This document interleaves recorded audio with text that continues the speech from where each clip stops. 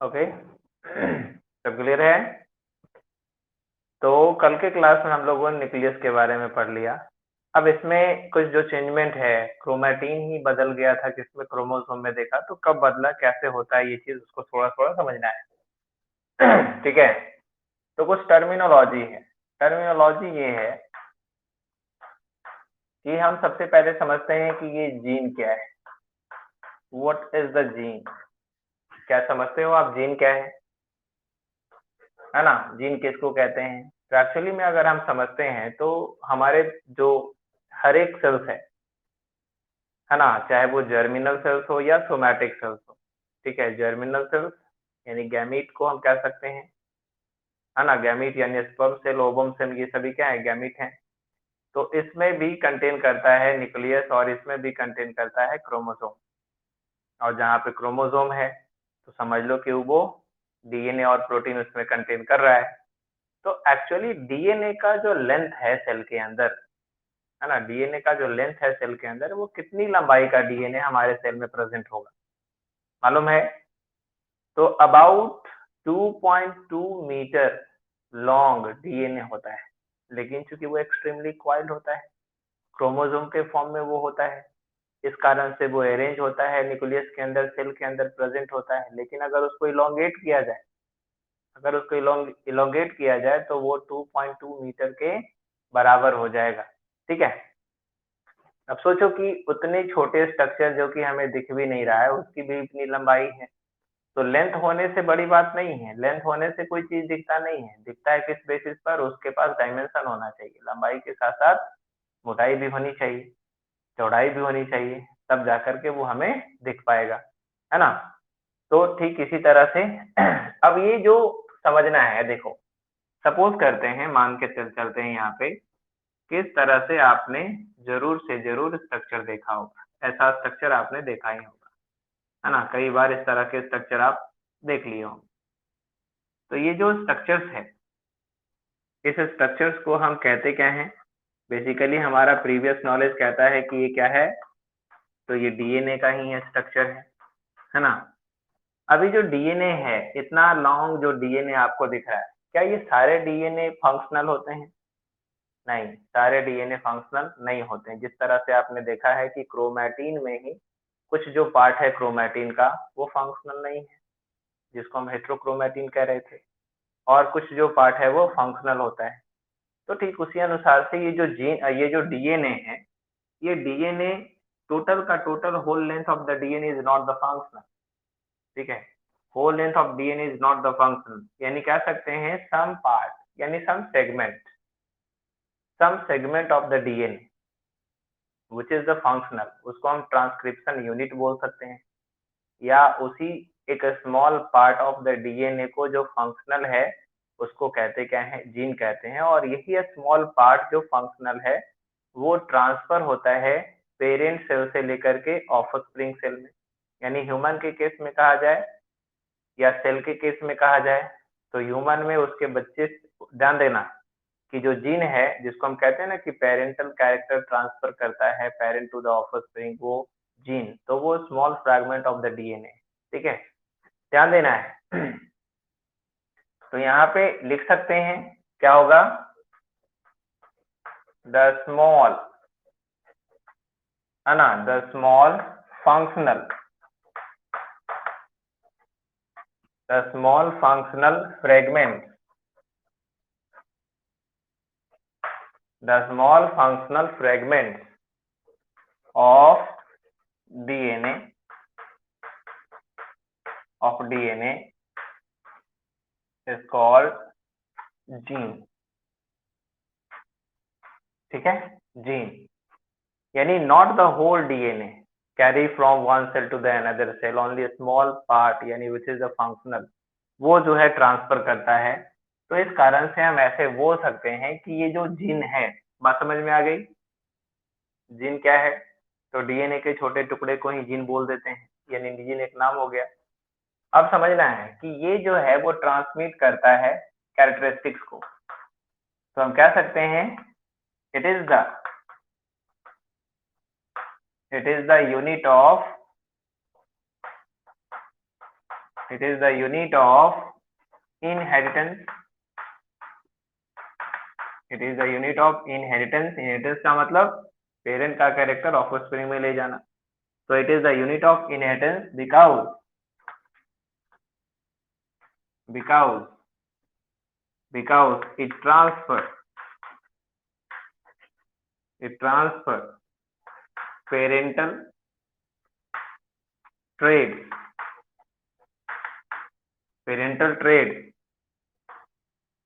traits from parent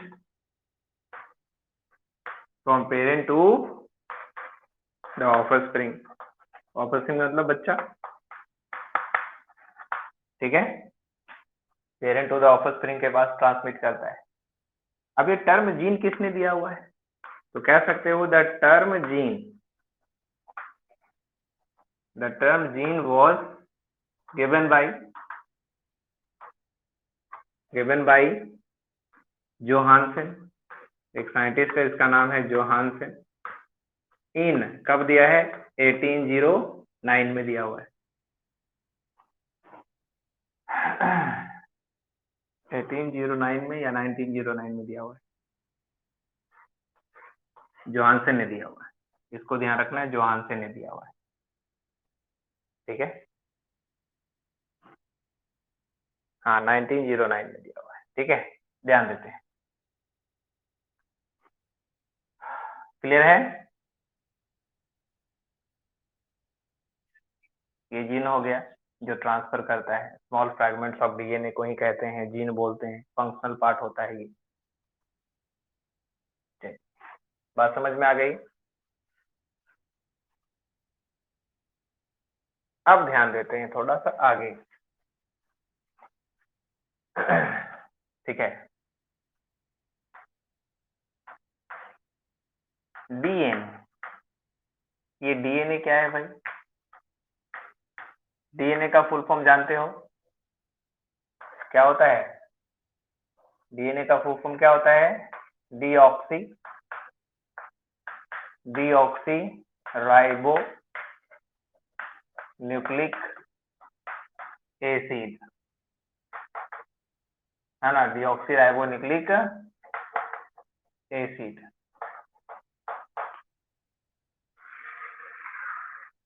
ये होता है full form of the DNA, deoxy ribo nucleic acid. Clear है? अब ध्यान देते हैं, ये जो डीएनए है ये किस चीज से बना है, एक्चुअली में क्या क्या कंटेन कर रहा है, और डीएनए को क्या कह सकते हैं। तो जितना भी जेनेटिक इंफॉर्मेशन होता है, जो भी जेनेटिक इंफॉर्मेशन है, जो भी हमारा आनुवंशिक गुण जो एक जनरेशन से चलता चला आ रहा है ना, ग्रेट ग्रैंडफादर से ग्रैंडफादर फादर, इस तरह से चलता चला आ रहा है। तो ये जो पेरेंटल कैरेक्टर हमारा जो वंशानुगत चलता आ रहा है, हर एक जनरेशन टू जनरेशन चलता आ रहा है, ये इंफॉर्मेशन स्टोर कौन करता है? तो ये इंफॉर्मेशन स्टोर रहता है किसके पास? डीएनए के पास। तो डीएनए के पास अगर ये इंफॉर्मेशन स्टोर रहता है तो ये एक मटेरियल कहलाता है कि भाई जेनेटिक मटेरियल। देखो, इनहेरिटेंस का यूनिट जीन छोटा सा पार्ट ऑफ द डीएनए, लेकिन चूंकि कंटेन करता है इंफॉर्मेशन, तो इसलिए हम इसको क्या कहते हैं? हेरिडेटरी मटेरियल बोलते हैं, है ना, हेरिडेटरी मटेरियल बोलते हैं। तो मटेरियल एक टर्म अलग हो गया, होल डीएनए को हम कह रहे हैं, है ना, हेरिडेटरी मटेरियल बोल सकते हैं। तो यहाँ पे लिख सकते हो, और डिटेल अगर करेंगे तो ये डीएनए जो है वो खुद ही बना होता है किससे? तो ये बना होता है तीन चीजों से मिलकर के।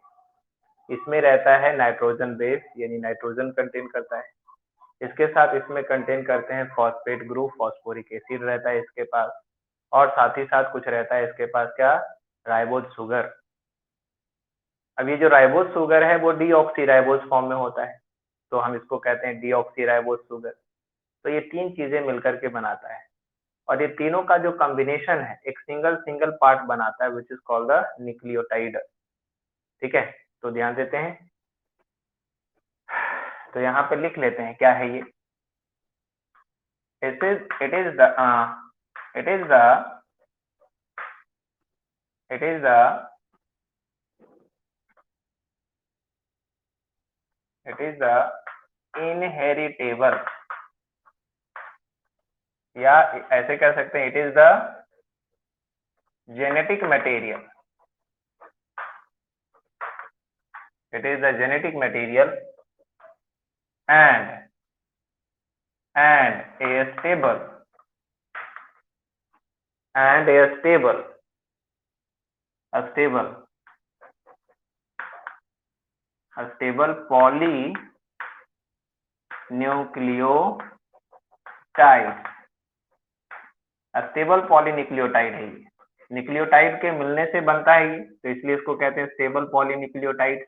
ठीक है, अब ध्यान देना है ये स्टेबिलिटी, देखो हम लोग अगर कंपैरिजन करें तो some peoples like a RNA behaviour और some peoples like a DNA behaviour. अब ये आरएनए बिहेवियर और डीएनए बिहेवियर क्या होता है, अगर तुम अपनी बात किसी को बताते हो और वो तुम्हारी बात अपने पास रख नहीं पाता है, वो किसी न किसी को बोल दे रहा है, यानी उसके कहते हैं ना कि पेट में बात नहीं पचता है ना, तो अगर उसके उसके उसके पास अगर कोई बात बताई गई, किसी ने उसको बताया और उसको वो बात पचा नहीं, वो सर्कुलेट कर देगा, पूरे सबको बता देगा, तो वैसे में क्या हुआ, उसके पास स्टेबिलिटी है या नहीं है, उसके पास तो स्टेबिलिटी नहीं, यानी वो अनस्टेबल है, वो स्थिर रह ही नहीं सकता है, वो बात को पकड़ के रख ही नहीं सकता है, वो जो है स्थिर नहीं रहेगा। तो इस अनुसार से वो हाईली रिएक्टिव हो गया, है ना, हाईली रिएक्टिव होगा। हम अपने सीक्रेट्स किसको बताना चाहते हैं, वैसे लोगों को बताना चाहते हैं जो भाई चाहे जो भी हमसे कितना भी कभी झगड़ा कर लो, लेकिन कितना भी कुछ रूठ जाओ, लेकिन वो हमारी बात किसी को नहीं शेयर करेगा। तो ये स्टेबिलिटी जो है किसके पास होता है कि वो किसी भी हालत में इंफॉर्मेशन चेंज होने नहीं देता है, जेनेटिक इंफॉर्मेशन चेंज होने नहीं देता है। कौन? DNA.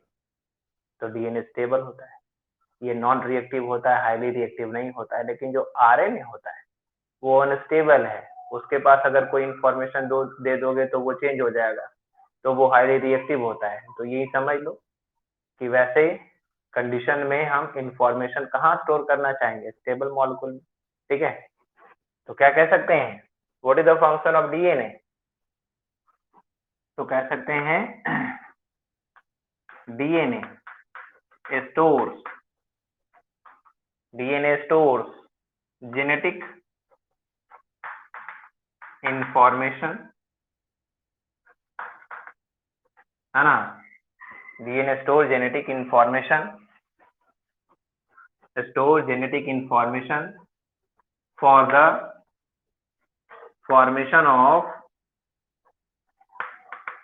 The formation of new protein.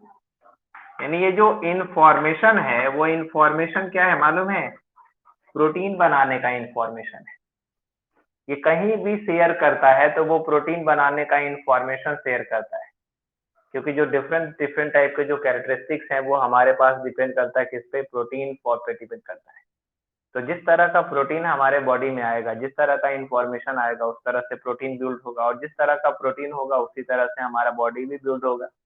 तो body building depends upon the protein structure and protein structure depend upon the information of the protein पे डिपेंड करता है।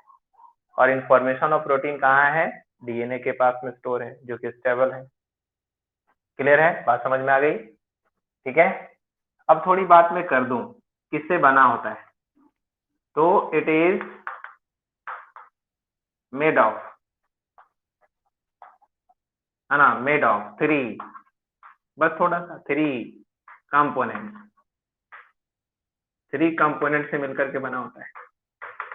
कौन कौन वो कंपोनेंट है, तो वो कंपोनेंट है हमारा, सबसे पहले हम कह सकते हैं deoxy ribose sugar, deoxy ribose sugar. Deoxy ribose sugar एक तरह का क्या है, 5 कार्बन का शुगर है, इसलिए इसको हम कहते हैं पेंटोज शुगर। दूसरा जो हमारे पास इसमें आता है वो आता है नाइट्रोजन बेस, नाइट्रोजन से बना हुआ। नाइट्रोजन बेसेस जो होते हैं वो कितने तरह के होते हैं, कौन कौन होते हैं, तो आप नाम सुने होंगे कभी, एडेनाइन, गुआनाइन, थायमीन, साइटोसिन। ठीक है, साइटोसिन। तो इस तरह से आपको 4 नाइट्रोजन बेस मिल जाता है। और नंबर 3 में मिलता है फॉस्फेट ग्रुप। फॉस्फेट ग्रुप या फॉस्फोरिक एसिड बोल सकते हैं। ये 3 चीज से मिलकर के डीएनए बन जाता है। क्लियर है? हम्म।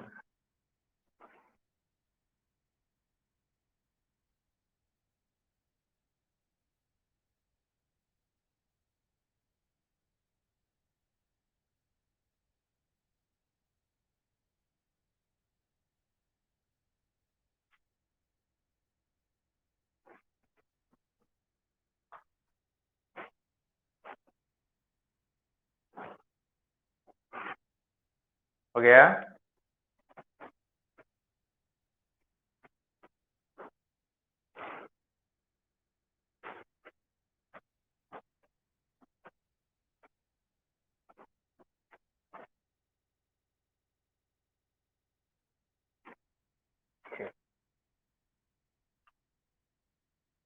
देखो, पढ़ाई तो बहुत डिटेल तक हो जाती है।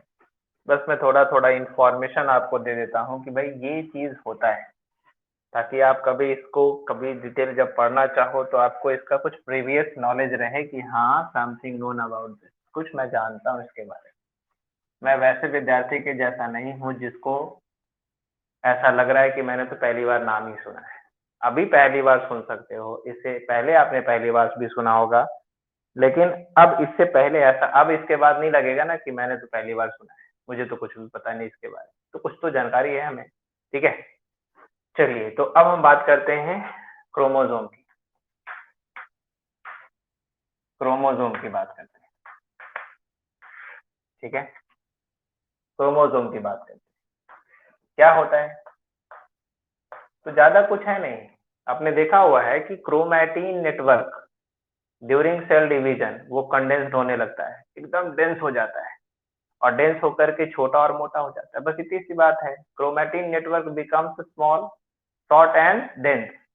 तो शॉर्ट एंड डेंस हो गया तो उसको हम नाम बदल देते हैं, क्रोमोसोम कह देते हैं। क्योंकि जब शॉर्ट और डेंस हो जाएगा तो हम उसको जब कलर करेंगे पेन से तो वो ज्यादा अच्छी तरह से दिखेगा ना, है ना? क्यों? क्योंकि यहाँ पे तो बात ही बता रहा है। क्यों बता रहा है? क्या रहा है? कह रहा है क्रोमा। क्रोमा मीन्स कलर, और Soma, Soma means body, Soma means body, तो कलर्ड बॉडी। यानी हम जब कलर करते हैं तो हमको ये आसानी से दिख जाएगा, जब कंडेंस रहेगा तो आसानी से ही दिख जाएगा। ठीक है, तो बस इतनी सी बात है लिखना इसमें, ड्यूरिंग सेल डिवीजन, है ना? ड्यूरिंग सेल डिवीजन क्रोमैटिन, है ना, क्रोमैटिन कंडेंस,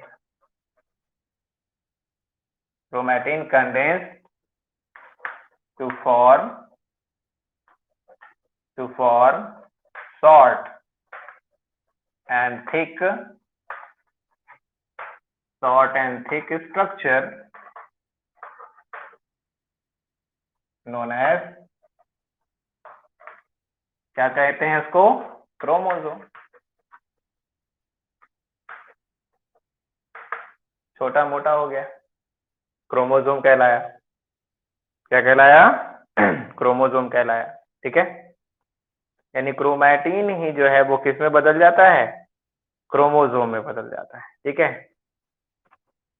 अब जब क्रोमोसोम में बदल जाता है, ठीक है, क्रोमोसोम में बदलता है तो वो किस फॉर्म में आता है? तो बेसिकली क्रोमोसोम जो है नॉर्मली आपने देखा था, तो मैं पहले आपको बता देता हूँ, एकदम कॉइल्ड फॉर्म में मैं बताता हूँ कि इनिशियली दे इस फॉर्म में आता है, इस फॉर्म में आता है,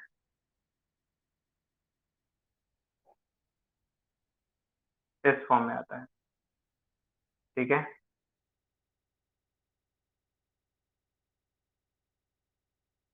इस तरह से। और यहीं पे मैं अगर बना दूं तो आपको दिखेगा NOR, और सैटेलाइट। क्या समझ में आई बात? और इसके अंदर जो है अरेंज हो जाता है इस तरह से, ऐसे करके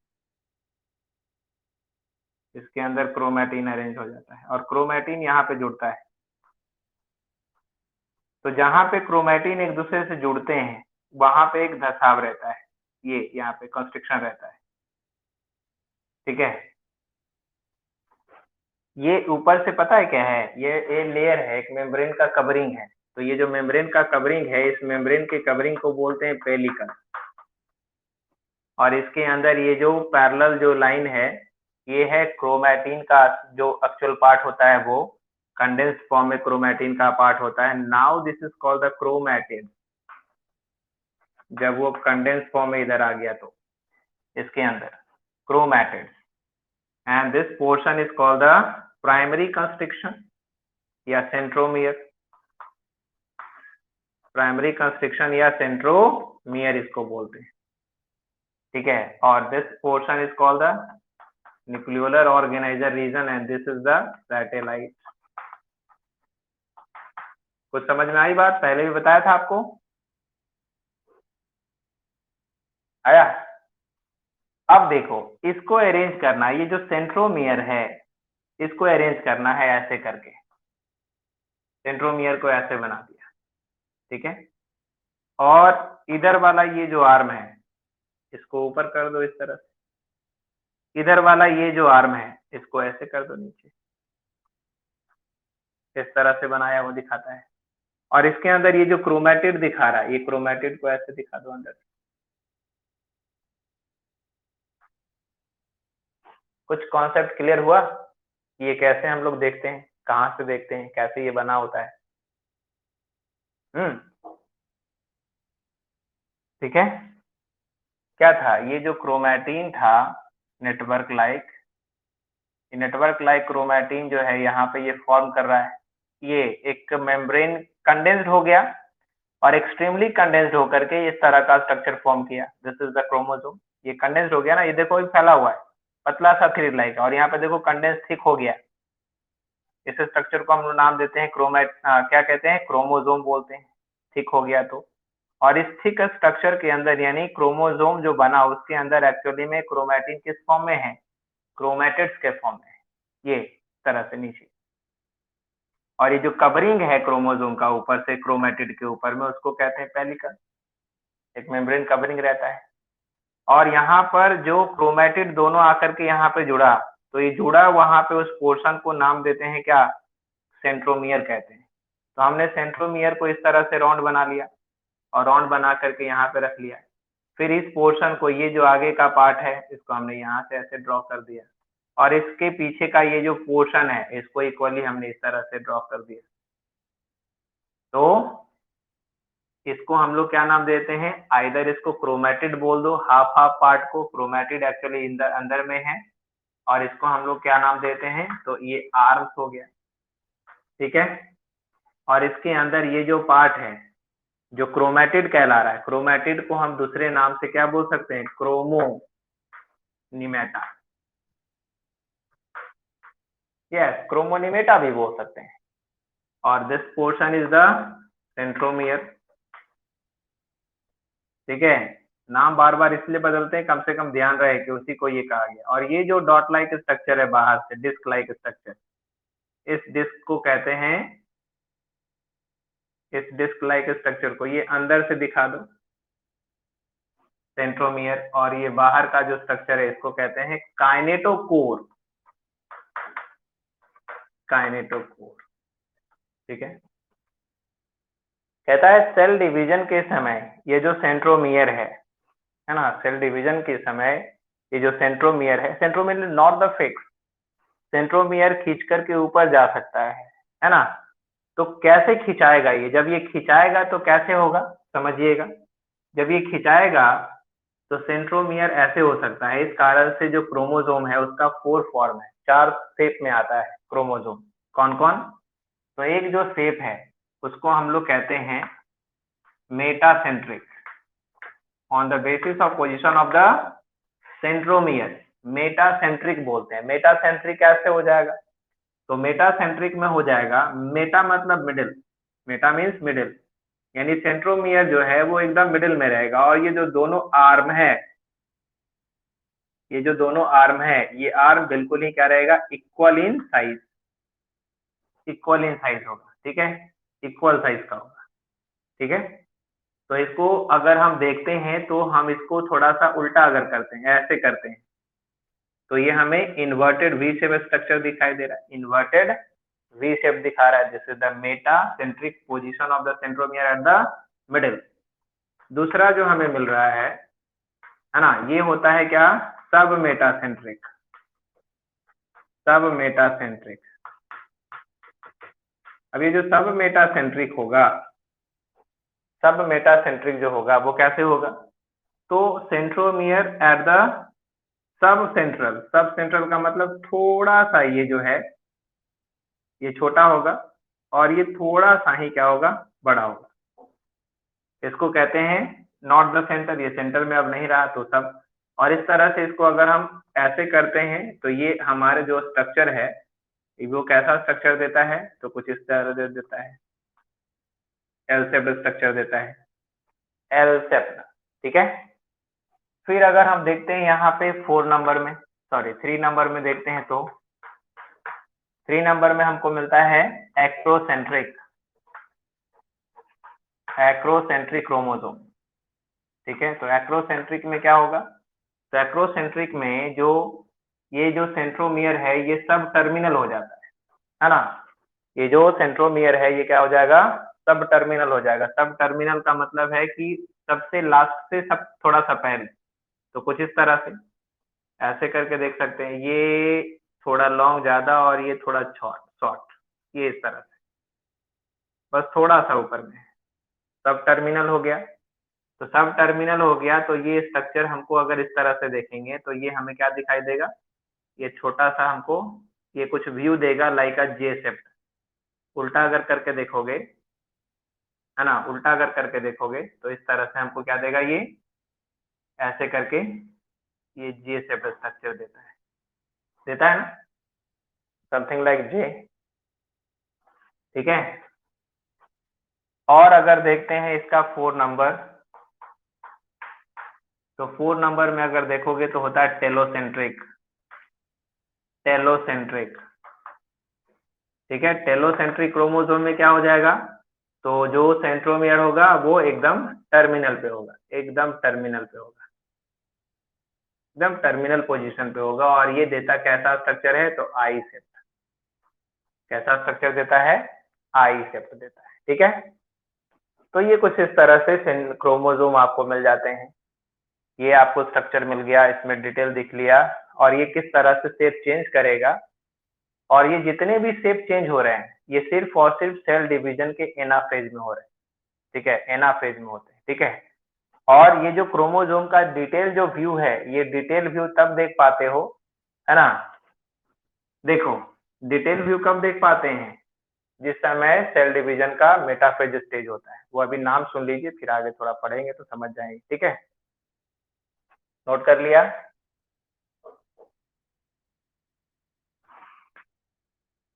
ऐसे ऑनलाइन क्लासेस में जनरली क्या होता है, इसी तरह से होता है, आपको हर चीज डिस्क्राइब कर दिया जाता है और डिस्क्रिप्शन देख के साथ आप खुद ही उस चीज को बाद में फिर वीडियो देख करके आप उसको लिखते जाते हैं। वीडियो क्लासेस में ये होता है।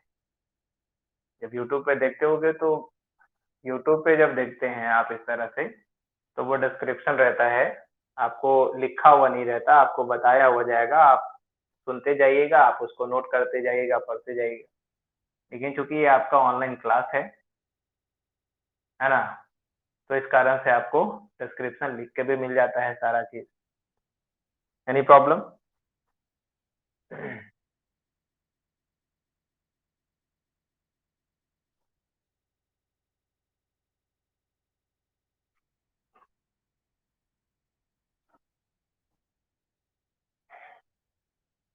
क्या? तो दिख ही रहा है कि सब क्रोमोसोम ही हो गया। स्क्रीनशॉट कर सकते हैं आप इसको। स्क्रीनशॉट कर सकते हैं।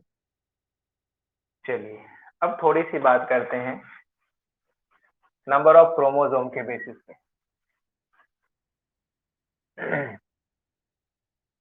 नंबर ऑफ क्रोमोसोम के बेसिस पर जो सेल है वो दो तरीके के हैं, है ना, ध्यान देंगे। देखो, एक जो टर्मिनोलॉजी है वो है डिप्लॉइड।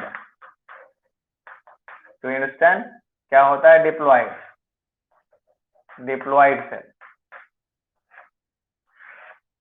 डिप्लॉइड सेल समझते हो?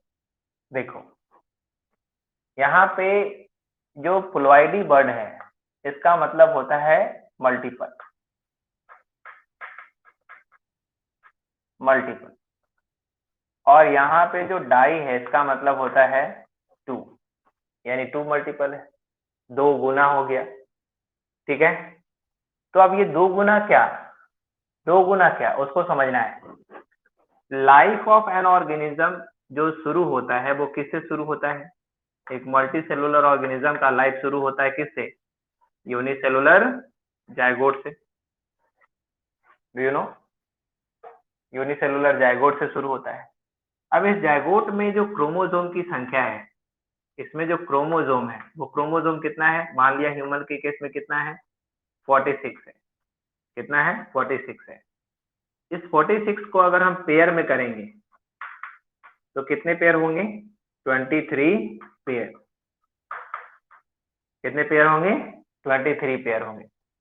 तो ये जो 46 है ये टोटल नंबर ऑफ क्रोमोसोम है। तो ये टोटल नंबर ऑफ क्रोमोसोम 23 के पेयर में है। इसका मतलब है कि ये क्या है? ये क्या है? दो के गुना में है, डिप्लॉइड है ये। ठीक है, लेकिन वही अगर हम किसी गैमीट की बात करें, यानी स्पर्म सेल या ओवम की बात करें, तो एक ओवम में क्या कंटेन करता है?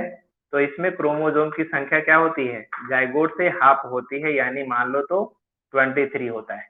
तो 23 क्या है? पेयर है क्या? नहीं। जब अनपेयर्ड करते हैं तो ऐसा मिलता है, अनपेयर्ड करते हैं तो अनपेयर्ड है मतलब क्या है? गुणित नहीं है ये। तो इसको हम कहते हैं हैप्लॉइड। क्या बोलते हैं इसको? हैप्लॉइड बोल देते हैं, है ना। जो मल्टीपल में नहीं है उसको कहते हैं क्या? हैप्लॉइड बोलते हैं। ठीक है, आई बात समझ में? तो यहाँ कह सकते हैं डेफिनेशन के बेसिस पर, the cell which contain,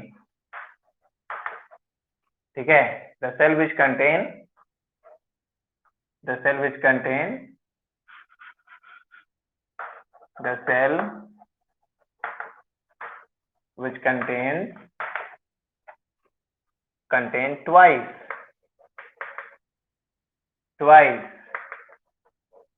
number of chromosome, twice number of chromosome as compared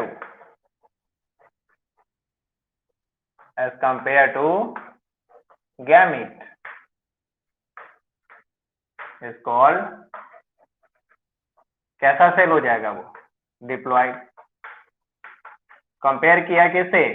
gamete से। गैमीट से दुगना होना, तो जिस किसी में गैमीट से दुगना होगा वो क्या हो जाएगा? डिप्लॉइड हो जाएगा। अब डिप्लॉइड का एग्जांपल क्या कहेंगे? तो एग्जांपल में होता है जायगोट। जायगोट ऑलवेज डिप्लॉइड होता है। जायगोट इज ऑलवेज डिप्लॉइड, हमेशा दुगुनित रहेगा। ठीक है, एक और एग्जांपल कौन है? Somatic cell. ये सोमैटिक सेल क्या होता है? जो बॉडी सेल है एक्सेप्ट गैमीट फॉर्मिंग एरिया, यानी मेल रिप्रोडक्टिव सिस्टम और female reproductive system, plant, animal, human, इन सब में जो गैमीट बनाने वाला जो पार्ट है, रिप्रोडक्टिव ऑर्गन, यानी जो गैमीट है, उस गैमीट को छोड़कर skin cell, bone cell, muscle cell, कोई भी जो सेल है एक्सेप्ट गैमीट, बाकी जो सेल्स हैं वो सभी सेल्स क्या कहलाते हैं? Somatic because they are involve in the formation of soma. Somatic, soma मतलब बॉडी बनाने में जो इन्वॉल्व है, ठीक है। तो somatic cell such as a skin cell, muscle cell, bone cell, blood cell, etc dot, जो भी आप समझ सकते हो आप। हमें लग रहा है कि समझ में आ गई बात, है ना। फिर है हैप्लॉइड सेल। तो क्या हो जाएगा, the cell which contains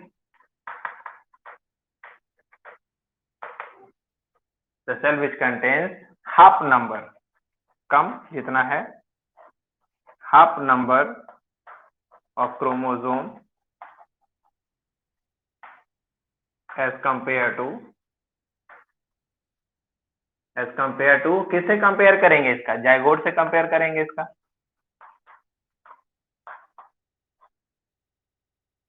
haploid से,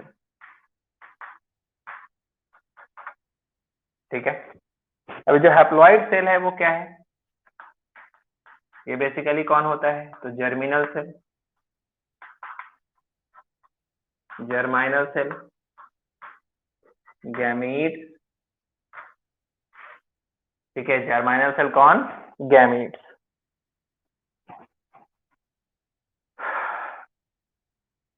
आई बात समझ में।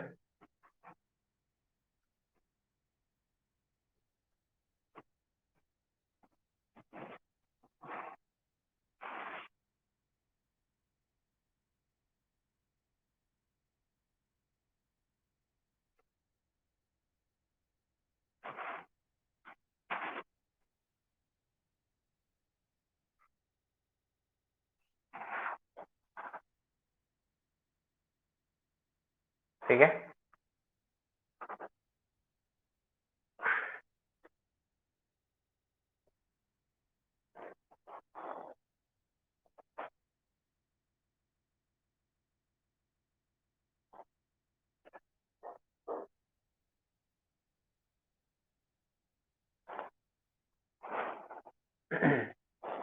अब कुछ जरा हम नंबर की बात करते हैं। Chromosome number is not the same in all type of organism. सारे ऑर्गेनिज्म में क्रोमोसोम नंबर सेम नहीं होगा। तो यहाँ पे थोड़ी सी बात करते हैं नंबर ऑफ क्रोमोसोम पे, नंबर ऑफ क्रोमोसोम पे यहाँ पे बात कर लेते हैं। क्या करते हैं, तो एक तरफ हम ऑर्गेनिज्म डालते हैं, ठीक है, और एक तरफ डालते हैं क्रोमोसोम नंबर, ठीक है, एक तरफ डालते हैं क्रोमोसोम, ठीक है। तो ये जो ऑर्गेनिज्म है इस तरह से कर लेते हैं, और जो क्रोमोसोम है उसको हम कर लेते हैं एक तरफ। डिप्लॉइड को 2n बोलते हैं, दुगुना हुआ ना जी, 2n, है ना, और n यानी जो हैप्लॉइड हुआ वो, क्लियर है। तो 2 4 5 कर लेते हैं एज पर एग्जाम्पल के बेसिस पे, किसमें क्या है। तो मानते हैं कि ह्यूमन, सबसे पहला ह्यूमन कर लेते हैं। ह्यूमन में 46 दुगुना में डिप्लॉइड में है, तो हैप्लॉइड कितना हो जाएगा, 23 हो जाएगा, ठीक है, 23 हो जाएगा। अगर हम मान लेते हैं कि जो पी है मटर, इसमें होता है टोटल नंबर 14, तो इसमें हैप्लॉइड कितना हो जाएगा, 7 हो जाएगा, ठीक है, 7 हो जाएगा। नीचे मिटा दूं,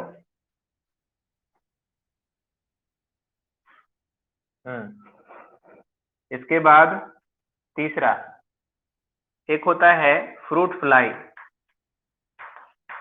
बड़ी बड़ी मक्खियां जो है फ्रूट जहां पे बिकता है वहां पे उड़ता रहता है, फ्रूट फ्लाई। इसमें टोटल नंबर जो है वो 8 है, तो हैप्लॉइड में हो जाएगा 4, ठीक है।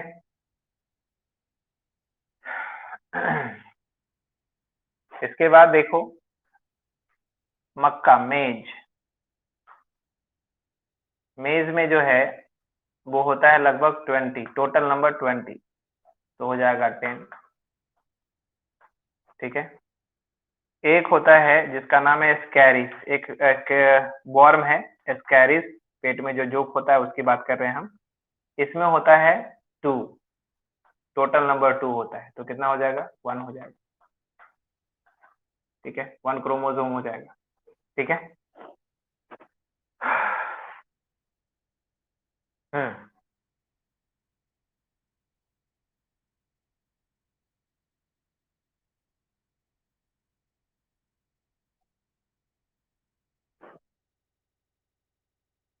और आप जितना चाहो उतना सर्च करके आप लिख सकते हो, बात तो समझ में आई गई है। लिख सकते हैं ना, खुद से भी बढ़ा सकते हो इसकी संख्या, इसमें कितना होता है। चलिए, बात समझ में आ गई।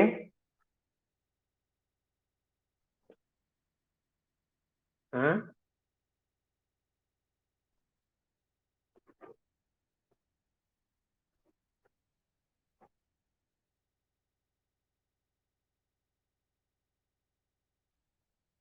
क्रोमोसोम ज्यादा भी हो सकता है, किसी में 1200, किसी में 1600, ऐसा भी हो सकता है कुछ प्लांट में।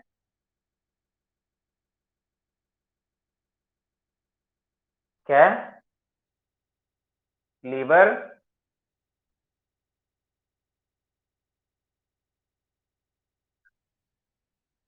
आप ही बता दो। डिप्लॉयड सेल, बस। आप पे लगता नहीं, आप सही कह रहे हैं, है ना? डिप्लॉयड ही होगा, डिप्लॉयड ही होगा, क्योंकि वो बॉडी का पार्ट है, not the part of the reproductive. Reproductive, हाँ, वो गैमीट तो है नहीं, वो स्पर्म या एग सेल तो है नहीं। तो अदर देन द गैमीट, बाकी जितने सेल हैं वो सोमैटिक है, सभी डिप्लॉयड होंगे। तो डिप्लॉयड और हैप्लॉयड का कंडीशन अब बोलना नहीं है। ठीक है। तो आगे अब पढ़ेंगे हम लोग, थोड़ा सा पार्ट जो है आपको जानकारी देनी है कि सेल डिवीजन क्या है। सेल डिवीजन क्या है ना?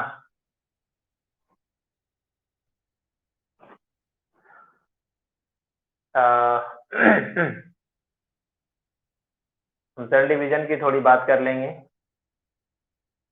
मुझे लग रहा है कि समय जो है हम लोग का कम हो रहा है, तो क्या करेंगे हम लोग, बस अगर ऐसा होगा तो आपको नोटिफिकेशन मिल जाएगा। आप कल भी रेडी रह सकते हैं क्लास के लिए। ठीक है। हम्म। कल भी आप रेडी रह सकते हैं क्लास के लिए, और कोशिश करेंगे कि वही समय से ही हो। और कल अगर क्लास होता है तो आपका जो रिमेनिंग पार्ट है वो समाप्त हो जाएगा, सेल पूरी तरह से खत्म हो जाएगा, क्योंकि थोड़ा सा आपको जानकारी देनी है कि सेल डिवीजन क्या होता है, सेल कैसे डिवाइड करते हैं, व्हाट इज द माइटोसिस, और क्या होता है मियोसिस, और माइटोसिस किस सेल्स में होगा और किस सेल्स में मियोसिस होगा, वो सारी बातें करेंगे। ओके। माइटोसिस और मियोसिस का जो कंफ्यूजन है कभी कभी होता रहता है, वो कल आपका डील हो जाएगा। ठीक है, क्लियर?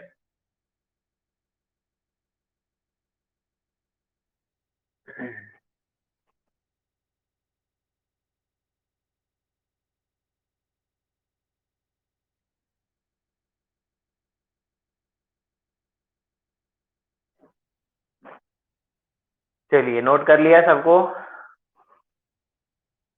अभी देखो अटेंडेंस कितना अच्छा है। सबको इसी तरह से क्लास करना चाहिए, सबको इसी तरह से समझना चाहिए, इसी तरह से पूछना चाहिए, और यही अच्छा क्लास।